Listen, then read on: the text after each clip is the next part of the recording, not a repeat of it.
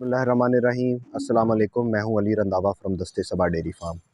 तो नाजरीन, आज शायद कल आपने हमारी वीडियो देखी होगी जो कि हमने चोलिस्तानी गाय की उसमें पहचान के बारे में की। आज उसी की कंटिन्यूएशन में आज आपको बताएंगे कि इसी चोलिस्तानी गाय की खूबियाँ क्या हैं।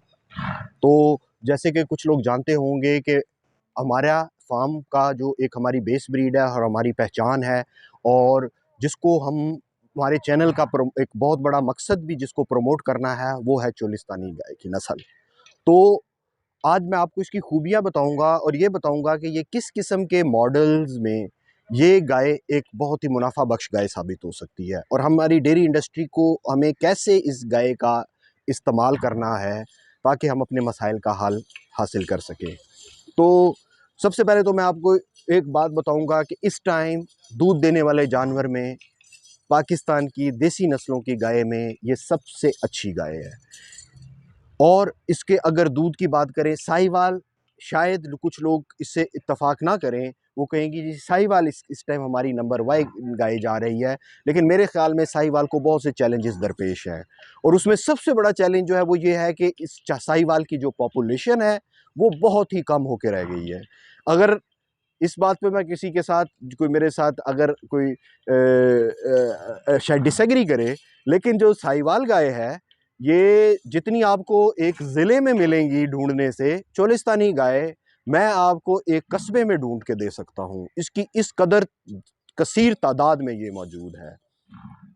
तो और दूसरी बात कि अगर साहिवाल गाय पाकिस्तान में जो है वो टॉप की जो है, बहुत टॉप की, यानी कि ये चंद गायों की बात मैं करूँगा, अगर वो जितना दूध देती हैं तो उतना चोलिस्तानी गाय भी देती है, लेकिन उसके साथ इसकी जो इजाफी खूबियाँ हैं वो साहिवाल को हासिल नहीं। ये एक सहरा की शहज़ादी है। इसने सदियों से सहरा में अपना सर्वाइवल करना सीखा है। तो उसके साथ जो इस इलाके के साथ इसकी एनवायरनमेंट के साथ जो कंपैटिबिलिटी है सख्त माहौल के साथ, उसमें इसका कोई सानी नहीं। और ये मैं अपने आपको ज़ाती तजर्बे से, 10 साल तजर्बे से बता सकता हूँ कि इसकी जो सख्त जान किस्म की गाय मैंने नहीं देखी। आपके सामने ये माहौल मौजूद है, ज़रा थोड़ा सा देखें कि हमारे सामने आपको कहीं पे भी कोई शेड या छत नज़र नहीं आई होगी। ये सिर्फ मेरे सामने मौजूद है, ये एक देखिए ये दरख्त, इसकी जो छाँव है सिर्फ उसके नीचे इन्होंने अपनी ज़िंदगी गुजारी है। तो इस इंफ्रास्ट्रक्चर में कौन सी गाय जो है वो आपके नाज़रीन मुझे देखने वाले बताएं कि वो सरवाइव कर सकती है।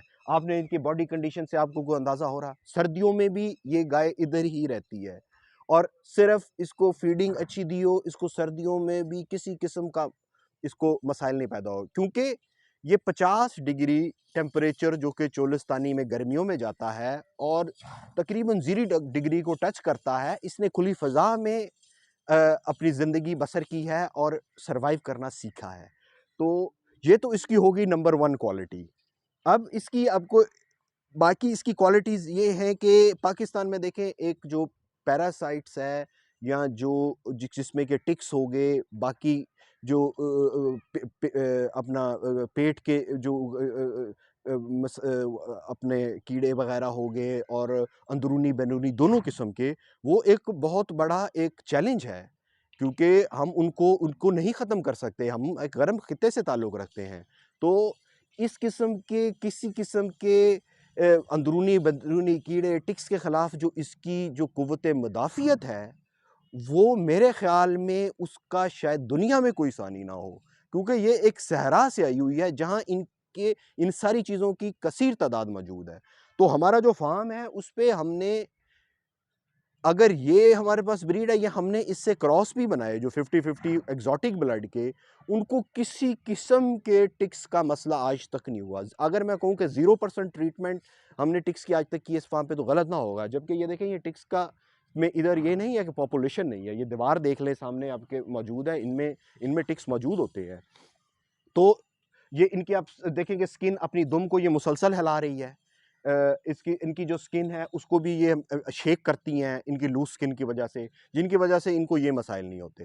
तो उसके बाद एक अब वही जैसे मैंने बात किया शेड नहीं, तो गर्मी तो हमारा एक मसला है, ह्यूमिडिटी और गर्म, हम गर्म इलाके से ताल्लुक़ रखते हैं, तो वो इसको उस किस्म के मसाइल नहीं आते। फिर जो हमने एक चीज़ नोट की है वो ये है, क्योंकि ये पूरी ज़िंदगी कम खुराक से इसने अपना गुजारा किया है, तो इनकी जो लो क्वालिटी जो खुराक है या किसी किस्म के जो फॉडर्स हैं, चारा जात हैं, और वो उन पे इनका जो है वो इनको इस्तेमाल करने की जो इनकी सलाहियत है वो बहुत ज़्यादा है। हम हमारे ज़ाती तजर्बे में हम ज़्यादा एक्सोटिक ब्लड की गाय हम अपने फार्म पे ला चुके हैं, हम एक ही खुराक देते हैं। उनकी और इनके बॉडी कंडीशन स्कोर और ग्रोथ और दूध में ज़मीन आसमान का फ़र्क होता है। ये तो इनमें तो मेरे पास ऐसी गाय भी मौजूद हैं जो कि तूड़ी और थोड़ी बहुत खुराक पे भी अपना बॉडी कंडीशन नहीं लूज़ करती। हम इन्हें कोई बहुत हाई फाई फीड नहीं दे रहे, तो टॉक्सिन बाइंडर और वो तो हमने ख्वाब में ही बस देखे हैं चीज़ें ऐसी, वो तो इस्तेमाल करना तो हमने कभी उसका सोचा भी नहीं, क्योंकि हमारे पास एक ऐसी नस्ल मौजूद है जो कि जिसको हमें ज़रूरत ही नहीं इन चीज़ों की। और अगर आप इनकी डिवर्मिंग एक अच्छी चीज़ है, डिवर्मिंग करनी चाहिए, लेकिन ये जानवर बगैर डिवर्मिंग के भी आपको ये नहीं कहेंगे कि इनकी परफॉर्मेंस नहीं देंगे। तो लो क्वालिटी फॉडर्स जो कि हमारे इलाके में आम हैं, क्योंकि हमारा मौसम ऐसा है, हम हर चीज़ हाई प्रोटीन हाई एनर्जी नहीं प्रोड्यूस कर सकते, तो उनको इस्तेमाल करने में ये जो चोलिस्तानी ब्रीड है ये बहुत ही इसकी खासियत है। और ये एक छोटा प्लस पॉइंट नहीं है, क्योंकि हमारे उतार चढ़ाव रहते हैं, हम इंटेंसिव मैनेजमेंट की अगर नहीं कर सकते तो फिर हम इन चीज़ों को मेंटेन नहीं कर सकते। फिर उसके बाद हम इसकी जो खसूसियात की बात करेंगे, वो ये है कि इसका जो है अपना इसकी जो अपना मास्टाइटिस जैसी बीमारी, उस पे जो इनकी मैंने देखा है कि इसकी ये बहुत सख्त जान है। हमारे पास मास्टाइटिस के केसेस ना होने के बराबर हैं। इसी तरह हम जब उनको क्रॉसेस भी हमने बनाए, उनमें हमें मास्टाइटिस के चंद ही केसेस जो हैं वो रिपोर्ट हुए होंगे। और मेरे पास ऐसी मिसालें भी मौजूद हैं कि जब एक हमारी कुछ गाय 3-4 हमारे पास केसेस आ चुके हैं कि उनके मास्टाइटिस की वजह से उनके एक थन खराब हो गया, तो वो अगले सूए वो दोबारा जो है वो चल पड़ा, और ये एक कुदरत की तरफ से ऐसी चीज़ है। तो अब ये तमाम इनके बावजूद इसकी जो मिल्क प्रोडक्शन है, फिर देखिए इतनी चीज़ों के बावजूद इसकी मिल्क प्रोडक्शन कम नहीं है।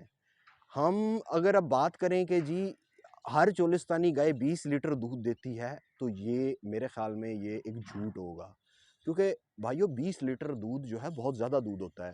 उसमें हम ये बात कर रहे हैं कि हम इसके वज़न की भी तो बात करें ना। आप अगर 700 लीटर की एक बाहर की गाय से आप 30 लीटर दूध लेते हैं, तो आप इसका वज़न तो चेक करें ना। अब ये सामने गाय है, इसका कितना वज़न होगा? ये हमारे देखने में ये 300 केजी के लाइव वेट का गाय है।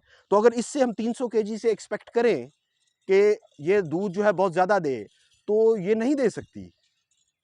कोई एक आध जानवर तो आ जाएगा, लेकिन एक आपने ये सामने हमारी गाय है, इसका भी आप लाइव वेट चेक कर लें, ये फर्स्ट टाइमर है।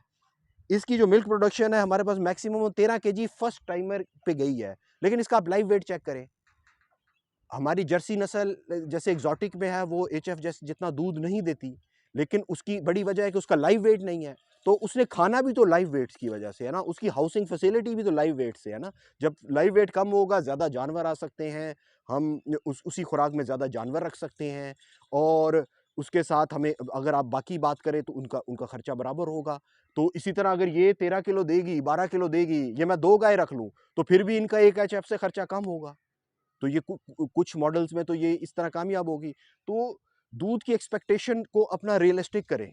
जो झूठ चल रहा है फेसबुक पे या लोगों से, उस पे ना जाएं। 10 से 12 किलो वाली चोलिस्तानी एक एलीट जानवर होता है। 1500 से 2000 लीटर वाला जो चोलिस्तानी का जानवर है वो एक एलीट जानवर है। तो और इस पे ये आपको बहुत से मॉडल्स में इतनी यील्ड आपको प्रॉफिट दे सकती है, क्योंकि जब आपने आज 7 लाख की एक होस्टिन फ्रीजियन गाय लेनी है, तो आपको उसके साथ उसका 4 लाख का इंफ्रास्ट्रक्चर बनाना पड़ेगा। आपको 11 लाख पे रिटर्न ऑन इन्वेस्टमेंट आपको आप देखें क्या होगी। ये 1.5 लाख है। ये 1.5 लाख की से 2 लाख की एक अच्छी गाय है। तो उसमें आपको और कोई खर्चा बहुत कम करना पड़ेगा। हमारे सामने आपकी हाउसिंग फैसिलिटी है। हम कई अरसे से इस चीज़ पे हम तजर्बा कर चुके हैं। तो ये दूध प्रोडक्शन के भी अपने गोल्स को रियलिस्टिक करें, फिर ही इसकी खूबियाँ जो हैं वो आपके सामने आएँगी। तो जब मैं आने वाले दिनों में बताऊँगा आपको कि जब हमने इसका हमारा क्रॉस ब्रीडिंग ट्रायल कैसा रहा, क्योंकि क्रॉस ब्रीडिंग जो है एक बहुत ही अच्छा कॉन्सेप्ट है। इस पे एक सेपरेट वीडियो होगी डिटेल्ड, और पूरी दुनिया इसको इस्तेमाल करती है। तो जहाँ मेरे ख्याल में हमारी जो हमें चोलिस्तानी एक बहुत बड़ा बेनिफिट करेगी, और हमारी डेयरी इंडस्ट्री के जो दूध का मसला है, मेल न्यूट्रिशन का मसला है, डेयरी फार्मर की प्रॉफिटेबिलिटी का मसला है, उसमें चोलिस्तानी की क्रॉस ब्रीडिंग हमें सबसे अच्छी साबित हो सकती है। लेकिन जैसे कि पूरी दुनिया ने किया, जब आपको क्रॉस ब्रीडिंग करनी है तो आपको प्योर ब्रेड नस्ल को भी इंप्रूव करना है और मेंटेन करना है। तो क्रॉस ब्रीडिंग का ये मतलब नहीं है कि हम इसको भूल जाएं, क्योंकि क्रॉस ब्रीडिंग तभी कामयाब होगी जब ये होगी। तो मैं आने वाले दिनों में आपको बताऊंगा कि जो हमारी क्रॉस ब्रेड है, वो कुछ लोगों की जो प्योर एग्जॉटिक और इतने बड़े खर्चे करके उनको बेबाह टॉक्सन बाइंडर मिनरल्स दे के जो प्रोडक्शन कर रही हैं, हमारे इस माहौल में वो क्रॉस ब्रेड कर रही हैं, तो वो तो कुछ कमर्शियल लोगों के लिए एक शायद एक हीरा चीज़ साबित हो, जब मैं सारी उसकी खसूसियात बताऊंगा। तो जैसे कि हमने एक और मैंने सेशन पे किया था कि प्रॉफिटेबल काऊ क्या होती है, तो ये जब इसकी जो खसूसियात है, जब हम अपने मुख्तलिफ मॉडल्स में लेके जाएंगे, तो ये हमें हमारी प्रॉफिटेबिलिटी इंक्रीज करने में बहुत ही अहम साबित हो सकती है। और इसीलिए जो लो मैनेजमेंट सिस्टम है, जिसमें इंटेंसिव नहीं है, उनमें जहां आपके पास मार्जिनल लैंड है, चारा अच्छी फसलें नहीं प्रोड्यूस करते, वहां चारा प्रोड्यूस करके ये एक बहुत अच्छा मॉडल हमें दे सकती हैं। लेकिन इसको ये ना समझें कि मैं ये कहूँगा कि आप बड़े-बड़े शेड बना के चोलिस्तानी रखें, आप एक कमर्शियल सेटअप बना के, फिर ये आपको वो रिटर्न नहीं देंगी। तो उसमें फिर आपको क्रॉस ब्रेड रखनी पड़ेगी या उससे भी और नस्लें रखनी पड़ेंगी। तो इस पे इंशाल्लाह डिटेल सेशन करते रहेंगे। चैनल को सब्सक्राइब करें ताकि आपको जो हमारे तजर्बात हैं उनसे सीखने का मौका मिले। फिर हम आपको एक बहुत डिटेल वीडियो भी करेंगे कि ये एग्जैक्टली कैसे मॉडल में ये कामयाब हो सकती है, और इसके हमारी बाकी किस किस्म की हमारी मैनेजमेंट हमें करनी चाहिए। तो आज के लिए इतना ही, और मेरी तरफ से फिर तमाम देखने वालों को पाकिस्तान डे की मुबारक, और अगले सेशन में भी बहुत जल्द इंशाल्लाह आपके पास हाजिर होंगे। आज के लिए इतना ही। अल्लाह हाफ़िज़।